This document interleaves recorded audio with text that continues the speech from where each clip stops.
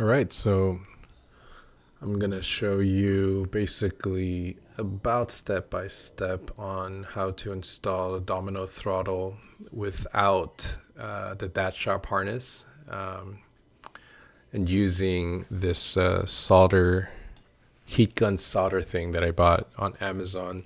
And so first you remove the seat, and then you have to unscrew, what is that, 1, 2, 3, 4, and 5 of those screws to remove the side panel.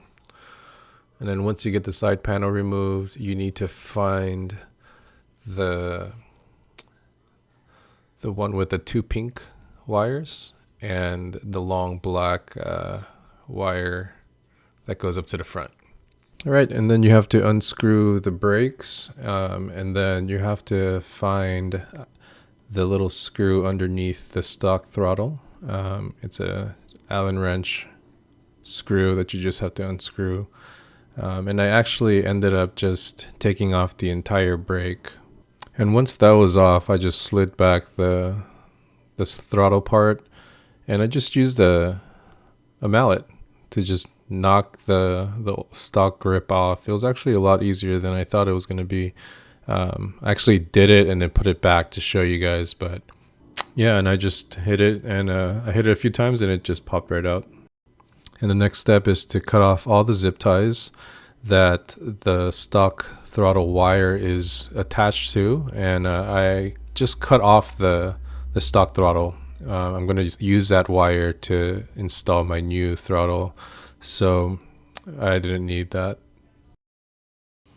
All right, so after you get all of that removed, you take off the old stock throttle, and then you put in your new Domino throttle. Don't tighten it yet.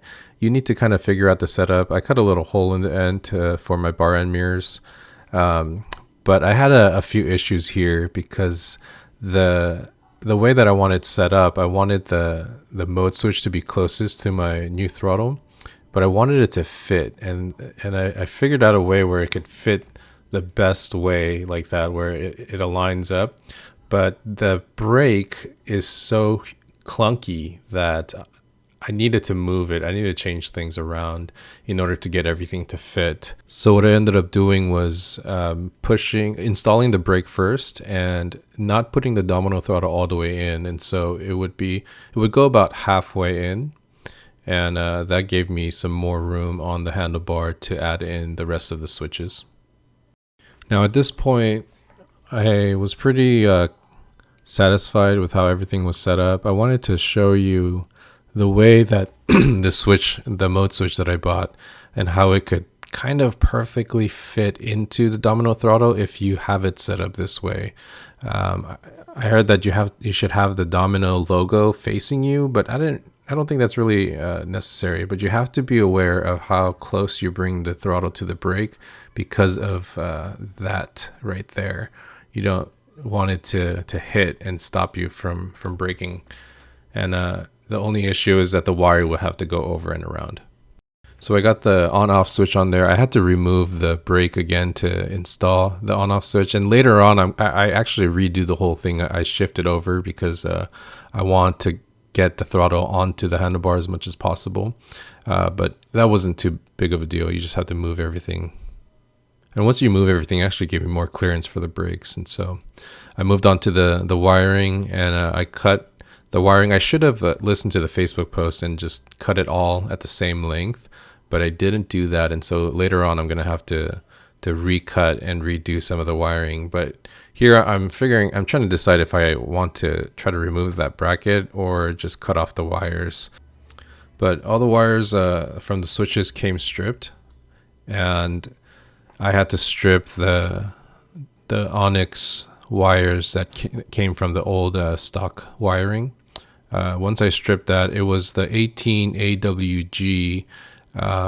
Sometimes it wouldn't really work well, and so sometimes I used a 20, but I was a little worried it was going to cut into the actual copper wiring, but it wasn't too bad. And later on, I actually had to cut some more wiring to make it easier to wrap the two wires, the two copper wiring together. So this is what I use to solder the wires together. You just place it over the wires, and then you wrap the copper wiring onto each other, and then you just use a heat gun and you heat it up. I didn't use the blue one. I ended up using the red one because it was thinner. There is a thinner one, but I think that would have been too thin for the switch wiring. So this is what it looks like after my first one. It was pretty simple.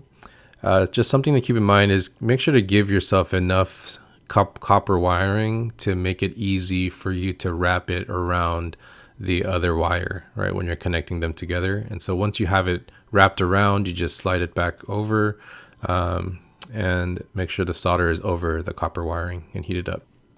And I'll show you how to do that in a little bit, but this is after I've done a few of them. I taped off the green ones because you don't really need it. You just cut off the copper wiring and you just electric tape it up. And I had to redo the mode switch wiring because it was different than the Facebook post. The way that I had it set up, I wanted the lowest one to be eco and the highest one to be sport. But the way that when I followed the Facebook post, it was the opposite. And so I just had to switch those things around to make it work. And I had to test it, just to find out. So you might have to do that too. You just kind of have to test it and then see if it's the right one, depending on what mode switch you buy. And so here I'm showing you how to lay over the solder thing. You have to place it over the wire before you connect the wires together, or else you're gonna have to redo it. And I kept forgetting to do that. And so make sure you have the thing over one of the wires, put the wires together, make sure the solder is right in the middle, and then you just heat gun it. And it's easy to do one side first if you're having to hold on to it. But I had all the wires clamped using a GoPro clamp that I had. You can use a solder clip probably if you have one. If not, just like a clamp of any kind. But yeah, you can see how it's shrinking like that. I think the red parts are like the glue that holds on to the wire, and the wire on the left is thicker, and so you can kind of see as it's shrinking how it's like adhering to the wire itself. And then in the middle, you can see where the solder is. And so that's why you have to keep the middle part right over the copper wires, and the solder will melt, joining the two wires together. And just make sure you don't burn anything. I had to get pretty close to it to make it work, and I had it on high too. So they all look really good. The connections are really good and strong, and I never had any issues with it. It was really easy to use, other than the fact that you have to remember to sleeve it over one of the wires before you start.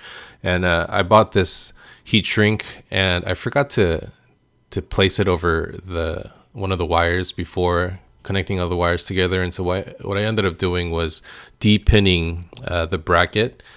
Which was actually not that hard. I just used this Allen wrench and just stuck it in to clip off the little clips on the pins and then pulled them all out. I just had to take a picture to remember what color goes into what slot.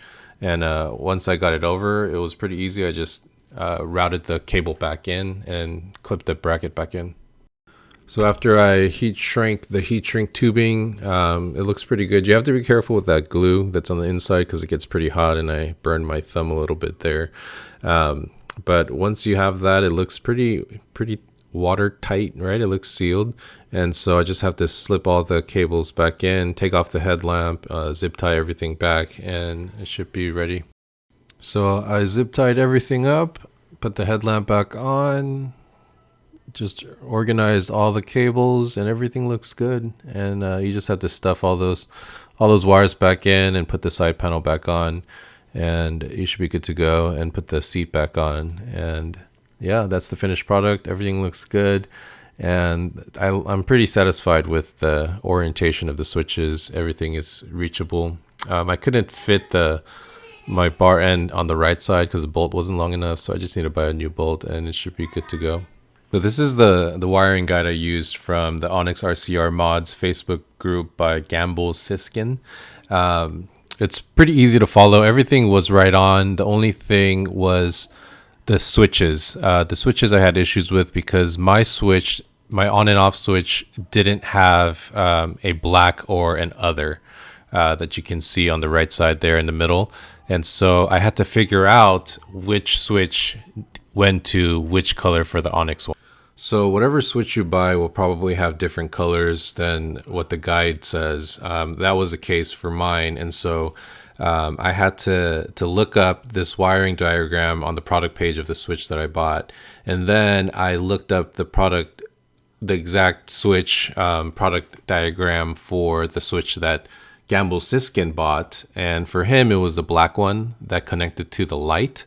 You see on the right side, the application is the black one that connected to the application. But for me, it's the red one that connects to the light. And so I just had to sub in the red for the black. And so I just used his guide. For him, he connects the black to the gray.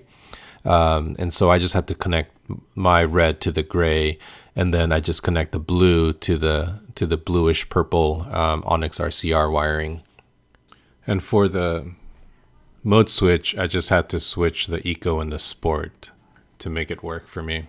And that's it.